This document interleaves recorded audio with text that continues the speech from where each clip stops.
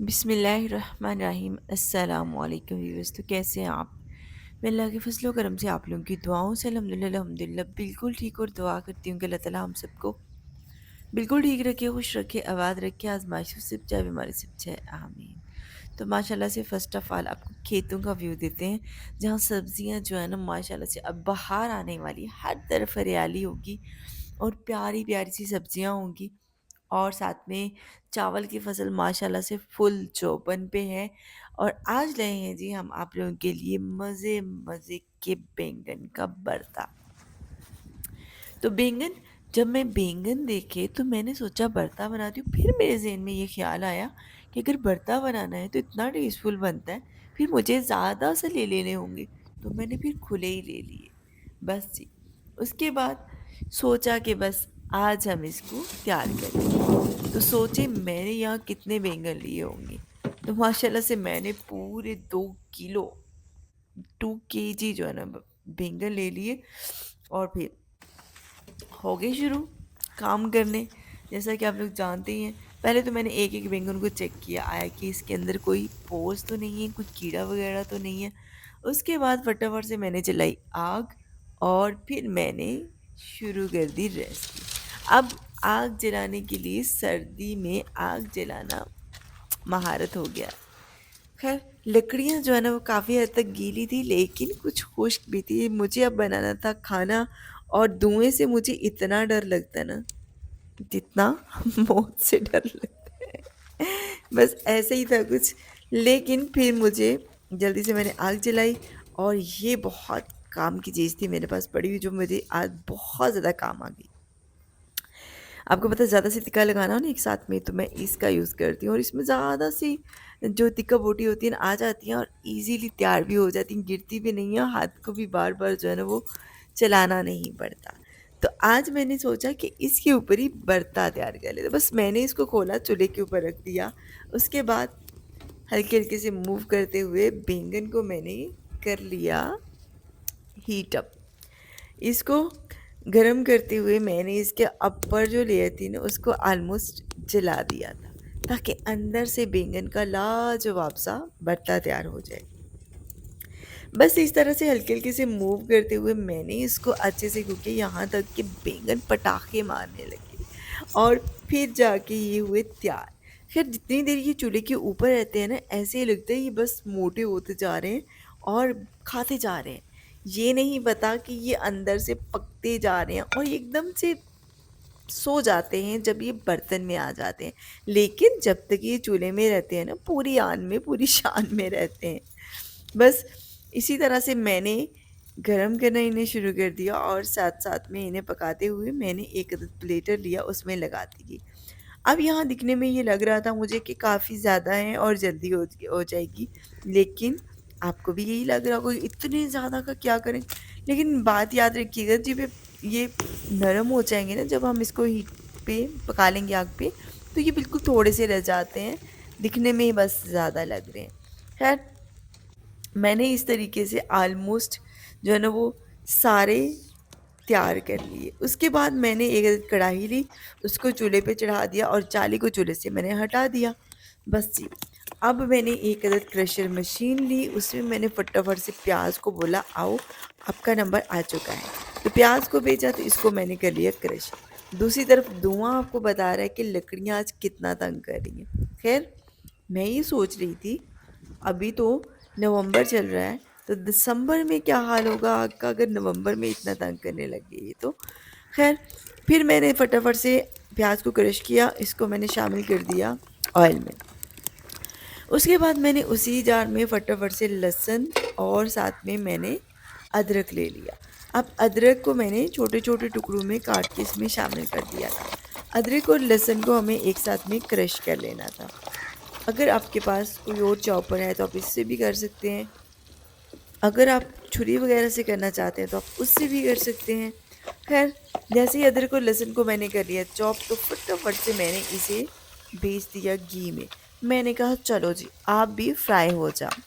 अब जैसे ही प्याज के साथ लहसुन और अदरक गया और प्याज की जो शामत आई हुई थी ना, यानी कि आग जा रही थी प्याज को जल्दी से जला दो, तो फिर लहसुन और अदरक ने उसकी बहुत ज़्यादा हेल्प की और फिर उसने थोड़ा-सा उसका चलने का प्रोसेस जो है ना वो स्लो कर दिया। दूसरी तरफ जल्दी से मैंने पकड़े बैंगन, बैंगन का था छिलका और अंदर से मैंने सफ़ेद-सफ़ेद निकाली। अब ये काला-काला जो था ना उसको मैंने कर दिया रिमूव। काला-काला जो छिलका था और जो हमने इसको स्टीम किया था वो और भी ज़्यादा काला हो चुका था। उसको हमने बासानी ऊपर से रिमूव किया और इसका सर काट दिया। दूसरी तरफ मसाला जो है ना वो तैयार हो रहा था। अब मसाले को आपने हल्की आंच पे कुक करना है ताकि टेस्ट इतना लाजवाब हो ना कि आप उँगलियां चाटते रह जाएं। यकीन करें जी, अगर आपने एक दफ़ा ये भरता बना लिया तो आपके घर में सब बैंगन इसी तरीके से खाना पसंद करेंगे। जी हाँ, तो देख सकते हैं जी, अभी तक मसाला यहाँ पक रहा है और हम लोग बैंगन के साथ खेल रहे हैं। जी हाँ, बीच-बीच में मैं चम्मच चला रही हूँ ताकि इसका कलर जो है ना वो गोल्डन ही रहे, कहीं ये भी ब्लैक ना हो जाए। जैसे ही अच्छे से गोल्डन हो चुका था तो मैंने मसाला जब को बनाया, सबसे पहले मैंने इसमें धनिया पाउडर शामिल कर दिया। उसके बाद मैंने इसमें हल्दी पाउडर शामिल किया और हल्दी पाउडर के जाते ही इसमें मिर्ची का नंबर लग चुका था। अब पिसी हुई लाल मिर्च, बिस्मिल्लाहिर्रहमानिर्रहीम, और मोटी कुटी लाल मिर्च, ये चंद मसाला जाते जो इसमें जाने बहुत ज़रूरी थी। उसके बाद गरम मसाला और नमक, तमाम मसाला जत को एक ही टाइम में ऐड करेंगे। चम्मच चलाते हुए मसाला जत को अच्छे से भून लेंगे यहाँ तक कि खुशबू आने लगे। जैसे ही मैंने मसाला जत को भूनना शुरू किया तो मुझे ऐसा लगा ये जल ना जाए, तो फटाफट से मैंने पानी को बुलाया। एक मग जो था ना वो भर के मैंने इसमें पानी का शामिल कर दिया। अब मसाला जत को अच्छे से हम कुक कर सकते हैं और इनको जलने से भी बचा सकते हैं।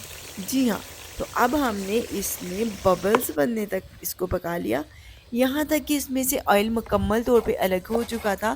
फिर फटाफट से मैंने टमाटर पकड़े और इसकी कटिंग स्टार्ट कर दी। अब यहाँ आग को हमने थोड़ा तेज़ कर दिया था ताकि मसाला जब जल जाए, पक जाएँ और साथ में जो पानी है ना वो उड़ जाए। खैर जैसे ही मसाला जब अच्छे से पक गए उसके बाद हमने इसमें टमाटर शामिल कर दिया। अब जो बैंगन हमने साफ़ करके रखे थे ना, अब उसका नंबर आ चुका था। इसको फटाफट से मैंने कटिंग बोर्ड पे इसका पूरा ढेर लगाया, पूरा पहाड़ बनाया। उसके बाद चाकू को पकड़ा और इसके ऊपर चलाया। अब देखिए इसका बिल्कुल छोटा-छोटा सा चॉप कर लेना आपने, बिल्कुल कीमे की तरह। तो इस तरह से मैंने फटाफट से बैंगन पकड़ती गई और उसको काटती गई। यहाँ मसाला दूसरी तरफ आप देख सकते हैं, आपको पता है कि बिल्कुल नियर टू रेडी था। तो ये मसाला जैसे तैयार था उसी तरह से हमने बैंगन की भी ऑलमोस्ट साथ अपनी तैयारी कर ली थी। अब जो थोड़ी-सी तैयारी बाकी थी ना, फटाफट से मैंने उसको भी चॉप किया कि इससे पहले कि मसाला मुझे चूल्हे से उतारना पड़े। आपको पता है लकड़ी की आग पे जब आप खाना बना रहे होते हैं, तो वहाँ स्लो आग का कोई सीन नहीं होता और ना ही फ़ास्ट। जब फ़ास्ट हो जाती है तो स्लो, यानी कि आँच को आपको नॉर्मल ही रखना होता है। अगर तेज़ होगी तो फिर ये मत सोचिएगा कि फ़ौरन से कम कर लेंगे। बस इसलिए मैंने फटाफट से चाकू को चलाया और इसको छोटे-छोटे, छोटे-छोटे टुकड़ों में कट कर दिया। जैसा कि आप जानते हैं कुक तो ये ऑलमोस्ट पहले से ही हो चुका था, यानी कि तकरीबन समझिए कि 80% ये कुक था। अब हमें इसे मसाला जग के साथ भी थोड़ा पकाना था ताकि जायका जो है ना और भी अच्छा हो जाए। तो फटाफट से मसाले के अंदर मैंने इसको ऐड कर दिया। ये ऐसे ही बनता है जैसे चटनी होती है, इतना टेस्टफुल होता है, इतना टेस्टफुल। लेकिन मैं क्या करती हूँ, मैं तो इसे बनाती हूँ ना तो 2-4 दिन तो मैंने इसे खाना होता है और इसको मैं रख लेती हूँ। हाँ, जिसको चटनी चाहिए ना, चटनी जिसको पसंद है, वो ये बहुत ही शौक से खाएगा। उसके बाद मैंने इसमें लगाया दम। अब दम इतना लाजवाब था कि दम के अंदर हमने इसे पकाना था। आपने ये भी सोच रहे होंगे कि इतने ज़्यादा बैंगन में इतना कम ऑयल। जी, तो क्या ऑयल का टेस्टफुल खाने के साथ कोई लिंक है? कोई भी नहीं है। ये बस आप लोग सोचते हैं कि ज़्यादा ऑयल होगा ना तो ज़्यादा मज़ा आएगा, ऐसा कुछ भी नहीं होता।